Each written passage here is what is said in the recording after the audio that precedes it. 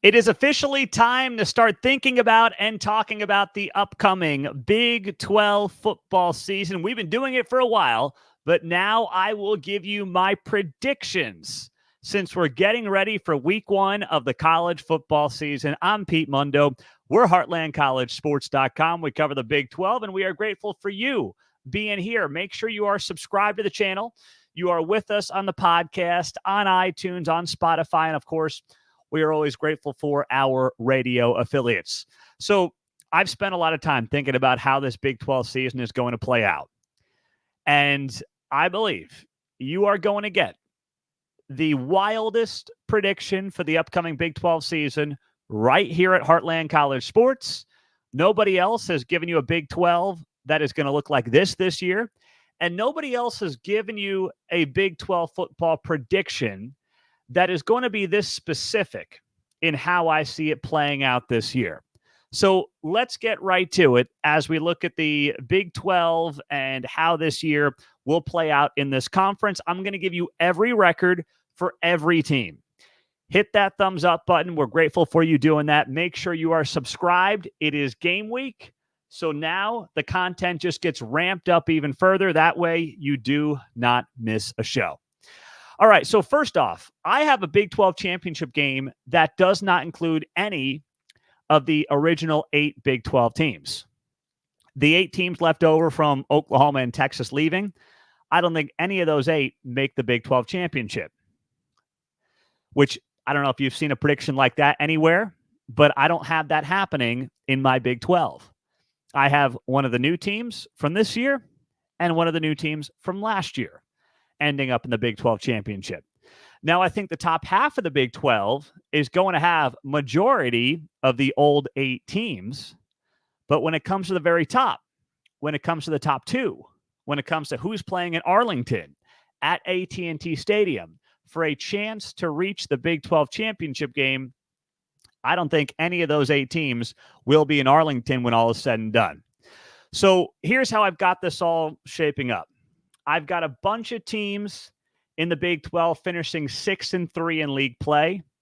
I've got multiple teams ending up at 5-4 and 4-5. I've got multiple teams going 3-6, and I've got 3 teams going 1-8. I will start at the bottom. I've got Baylor, Cincinnati, and Arizona State all going 1-8 in the Big 12 this year. This is just conference records, non-conference games. I think Baylor will get 1 win against BYU. I believe Cincinnati will get 1 win against Arizona State for homecoming. And then I've got Arizona State beating Kansas on October 5th. That is a situation where Arizona State is coming off a bye. KU is playing its 6th game in 6 weeks. And for Arizona State, I would also watch that Cincinnati game 2 weeks later, and then BYU for homecoming in late November. So those games could go either way. Those teams near the bottom end up playing each other. But I've got Baylor, Cincinnati, and Arizona State all finishing 1-8. I've got Colorado and BYU finishing each at 3-6 in league play. So I've got Colorado with wins against Baylor, Cincinnati, and Texas Tech. I've got BYU getting victories over Oklahoma State, Kansas, and Arizona State. So those teams I have finishing 3-6. I'm taking you to the top of my standings here. At 4-5, I've got 2 teams at 4-5 in the Big 12. Kansas and Houston. Houston is going to surprise some folks. I have Houston with wins against Cincinnati, Kansas, Baylor, and BYU. And I believe this Houston team is going to come on strong late.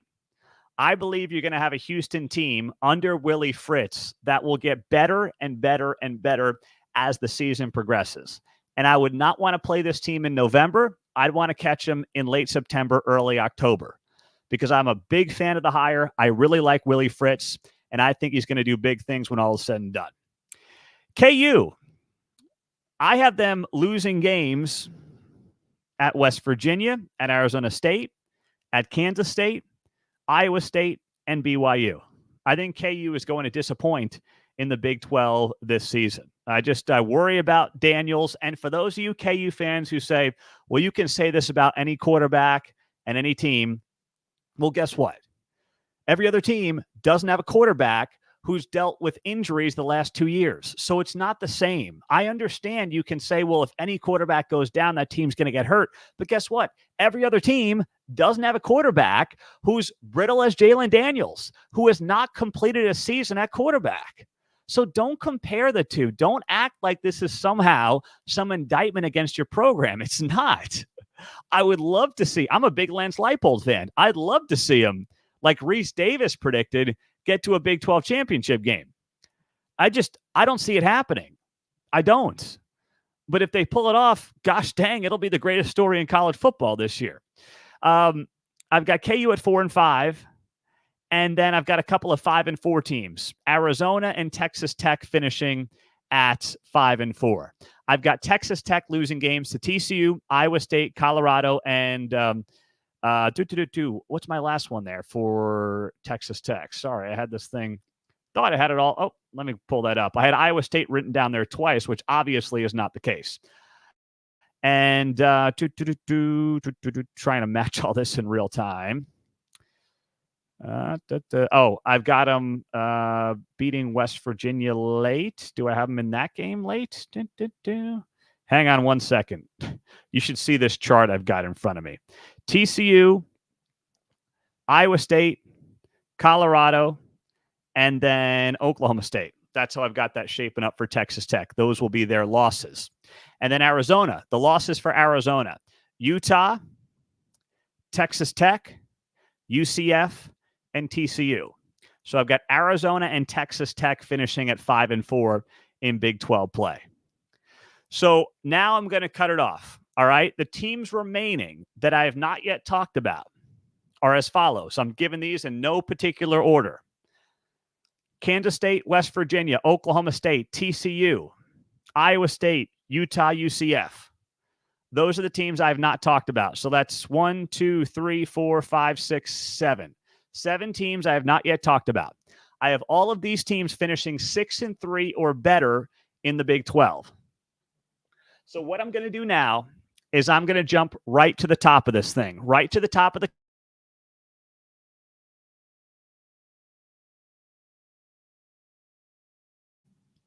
All right, in the Big 12 championship game, here's what I've got for you. Hang on one second. My recording stopped. Let me continue this here. In my Big 12 championship game, are we all good? You guys got me on the microphone there? Great. I have got Utah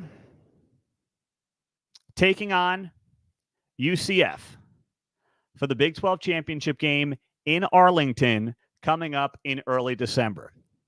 And how I think this plays out is going to be fascinating because Utah and UCF play each other in the final game of the regular season on a Friday. So I believe we're going to go into that game and Utah's going to be undefeated. And I think we're going to go into that game with UCF knowing that it needs to win that game to potentially get itself into a Big 12 championship. So here's what's going to happen. People are going to say, well, there's no way Utah's not going to try to complete the undefeated season. They could be the number 1 seed in the college football playoff. That's a big deal. And that is true, but I think getting the bye is more important in the college football playoff. Being one of the 4 teams to get a bye is more important than forcing yourself into the number 1 seed. So from that estimation, I don't think Coach Whittingham is going to go into that game and say, we need to win this. We got to be full steam ahead because guess what? I've got to stay undefeated. I could see a scenario where Utah goes into that game against UCF in November and says, it's Florida Heat. Our guys are not prepared for it. We are a lock for a Big 12 championship. We might see this team again in a week. Let's take our foot off the pedal and let's see what happens. Because the other thing, here's how I see it playing out. I see us going into that final week where we've got a situation where the undefeated Utah Utes are there. They're 8-0 in the Big 12. And then it's either going to be at that point in time, based on how the season is shaping up for the Big 12 championship game, it will be either at that point UCF Iowa State or West Virginia. I see UCF, Iowa State, and West Virginia sitting at 6-2 in league play going into the final week of the season. I've got Kansas State, Oklahoma State, and TCU all finishing, or at this point in the season, 5-3. So I'm looking at it. If I'm Utah, and I'm saying, okay, I could get UCF, I could get Iowa State, and I could get West Virginia. But if you're a Utah fan, you might say to yourself, I don't want to face Iowa State again. You already have beat them in the regular season. You may not want that team again in Arlington. If you're splitting hairs on who your opponent is going to be, you might say, you know what, if I got to play UCF a week later after I just played them in the regular season, so be it. I don't mind doing that. And I'm not going to show my hand. I'm going to rest my guys. I'm going to make them work for it. And then I'd get a tired UCF team in the Big 12 championship game 8 days later because they're playing the Friday after Thanksgiving. That would be the calculation for Kyle Whittingham, not focusing on being undefeated. So I've got UCF winning that last game of the season against Utah to finish 7-2. So then you go into that Saturday. And at that point, Iowa State theoretically would need to win a game to get itself to 7-2. And then you would be going through tiebreakers and things like that. Well, I don't see Iowa State beating Kansas State in Farmageddon. I see Kansas State getting revenge for last season. Kansas State fired up. At that point, they'll be out of contention to get to a Big 12 championship game, but they're going to want to stick it to Iowa State, who ran all over them last year in Farmageddon, knock them out of potential contention for a Big 12 championship appearance, and Kansas State wins that game in Week 14 of the regular season. And then there's West Virginia, who plays at Texas Tech. And I see Texas Tech winning that game in Lubbock at home, which makes West Virginia finish up 6-3 in the regular season. So that's how I see their final week playing out. So that knocks out Iowa State down to 6-3 in the Big 12. That moves West Virginia down to 6-3 in the Big 12. UCF finishes 7-2 in the Big 12, and Utah finishes 8-1 in the Big 12. So it's Utah, UCF for 2 straight weeks in the Big 12 championship game, 8 days after they play each other to wrap up the regular season. So Utah's single loss I have being the UCF in Week 14. UCF's losses I have as being Iowa State and West Virginia, which is why UCF could not finish with a tie under my scenario with Iowa State or West Virginia, because then the head-to-head would go to Iowa State or West Virginia. But they're finishing 7-2 in my book, and West Virginia and Iowa State are finishing at 6-3. So Iowa State finishes 6-3. They've got losses at West Virginia, at Utah, and taking on Kansas State. I've got Kansas State finishing at 6-3. Their losses, Oklahoma State, at West Virginia, and at Houston. I know you're probably surprised by that, but I'm very high on Houston getting better. And I think Kansas State trips up against Houston on the road a week after they play KU, which is going to be obviously big game, rivalry game, the whole thing. So I have Kansas State beating KU, but then having a hangover at Houston the following week. West Virginia, 6-3 with their losses at Oklahoma State, at Arizona, at Texas Tech. And Oklahoma State losing 3 games as well. Utah, then they get tripped up at BYU. It's a Friday night late game in Provo. Weird things happen.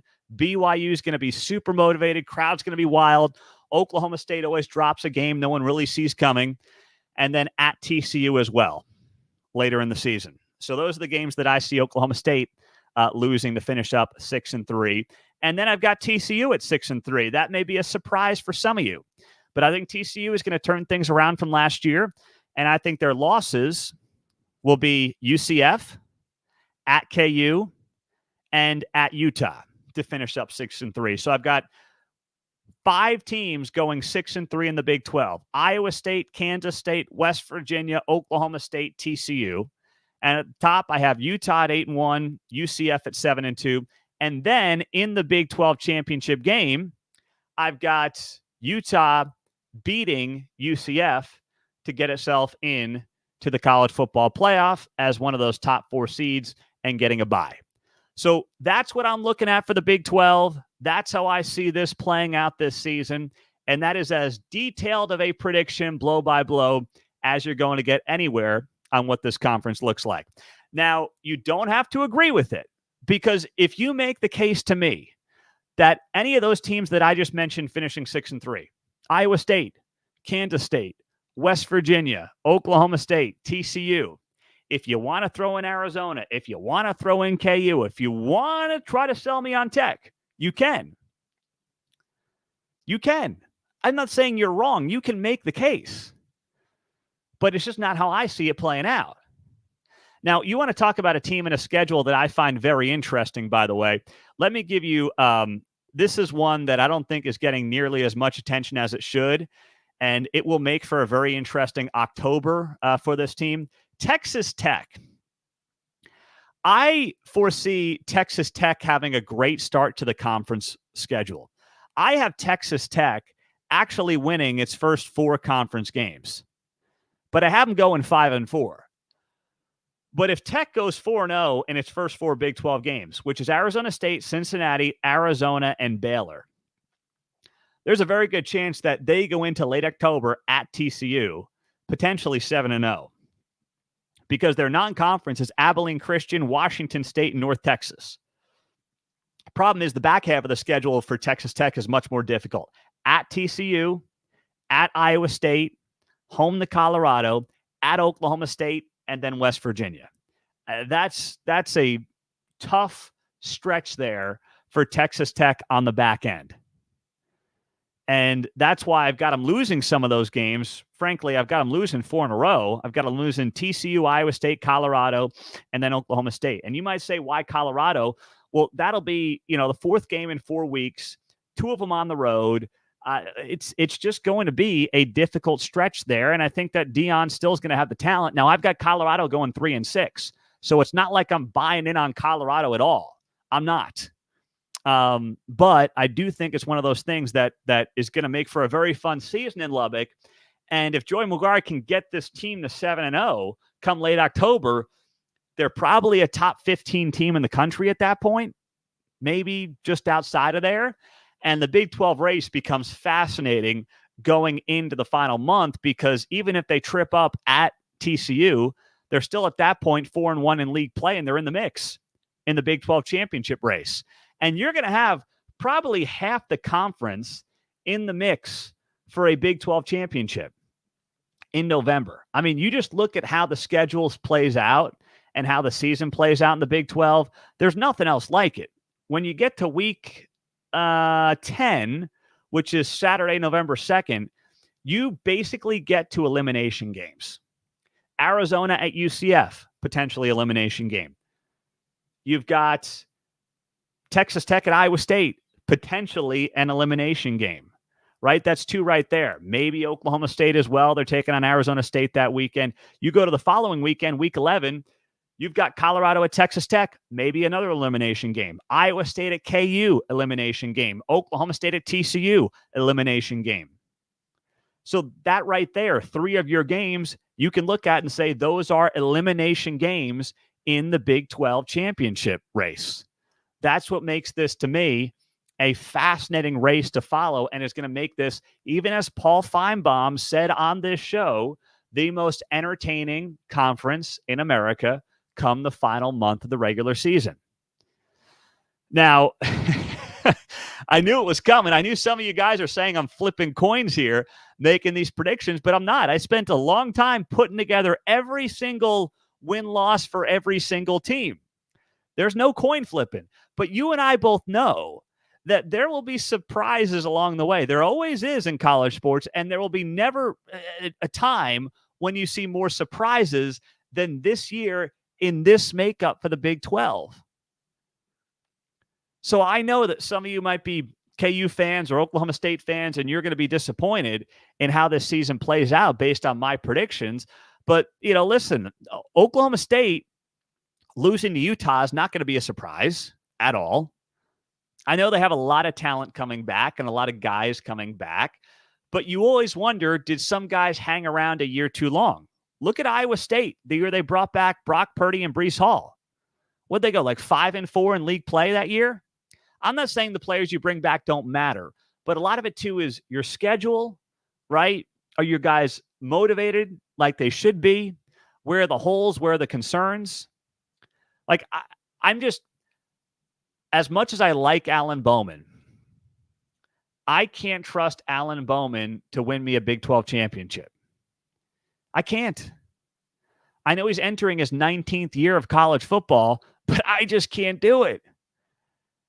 I've got to look at my quarterback play and say, who do I trust the most to be there at the end? And I think KJ Jefferson is going to explode on the scene this year. You're going to have a UCF offense that's going to be a top 5 offense in America. And yes, they have some question marks on defense, but I really think they've shored things up where they need to, especially on the front 7. And you've got a Utah team that has some of the most returning talent, really good in the trenches. Some concerns along the offensive line, but I think they'll get that all figured out. And a defense that's going to be the best defense in the Big 12. So what I believe you're going to get here in UCF and Utah is the best offense in the Big 12 against the best defense in the Big 12. And 2 of the better head coaches in the Big 12. Not the best, but 2 of the better head coaches in the Big 12.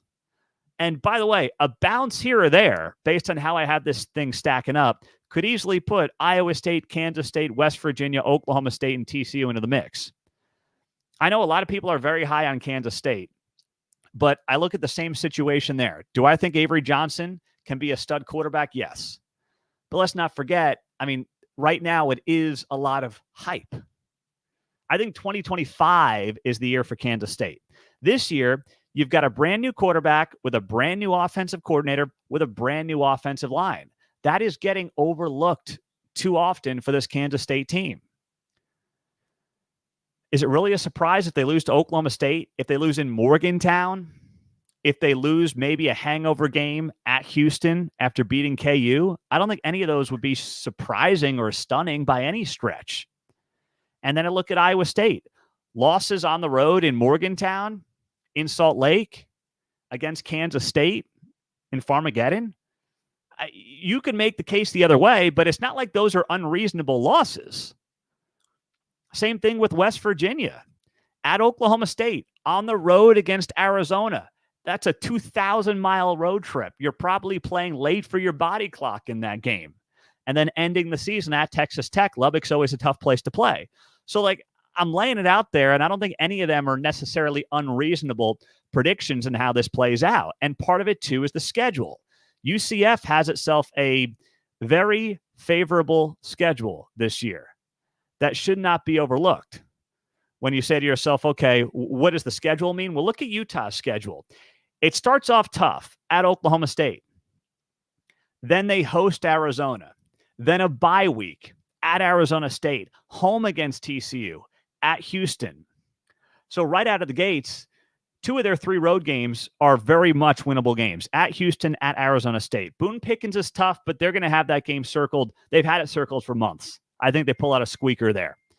And then on the back end, BYU at Colorado, and then 2 tough games to end the season. Home against Iowa State, and then the road game at UCF. But as I mentioned, that road game at UCF, they already are going to be in the Big 12 championship by then, so they can take their foot off the pedal a little bit. Now for UCF, you look at their schedule, same thing. There's favorability there. They're at TCU September 14th, which is actually a tough way to open up league play in week 3, a bye week, and then it's home to Colorado. They're at UF, Florida, in Gainesville for a non-con. That'll be fun. The hangover's unlikely because they host Cincinnati the following week. If it was at Cincinnati, I wouldn't feel as good about it. But they're home to Cincinnati. Then they go on the road for one of their toughest games at Iowa State. That could help determine which one of those 2 teams is in the driver's seat for that Big 12 championship game spot. Home to BYU, home to Arizona. You avoid those road trips. At Arizona State, of all the road trips you want to take, that's the easiest one with Arizona State rebuilding. Then you get a nicely timed bye week, November 16th, before you have to go to West Virginia, which could have Big 12 championship implications, but you're coming off the bye week. And then you've got Utah to wrap up the regular season at home. We'll see what they're playing for in that spot. So how the schedules balance out matters. And that's why I've got this year playing out the way I've got it in the Big 12. Oh, of course I hate your team because I didn't pick them in the Big 12 championship game. Come on now. What's that all about? Justin says Mundo hates Lubbock and Texas Tech. Not true. 5-4. Let me tell you right now, if you're a Texas Tech fan, are you not taking 5-4 in the Big 12? That means you either go 7-5 or 8-4 in the regular season. I think it means you go 8-4 because I think you'll beat Washington State. Tell me a Tech fan who's not taking 8-4 this year. Come on. You should be taking 8-4. And 2025 could be the year that Tech finally pops, and we're talking about potentially college football playoff team when all is said and done. That's how I see it playing out.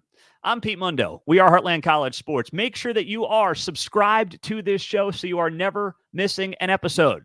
We've dropped episodes with Paul Feinbaum, with John Canzano. We've got more coming up in the days and weeks ahead. It is game week. Do me a solid. Share the show with a friend or two. Make sure they are subscribed because you guys are the reason that this thing continues to grow. Thank you so much for being here at Heartland College Sports. We so appreciate you and your time, and you as well rolling along with us. Go Big 12. The season is here, and join the Heartland College Sports forums if you have not done that yet. They're free. It's a fun way to interact with fellow Big 12 fans. We love you guys.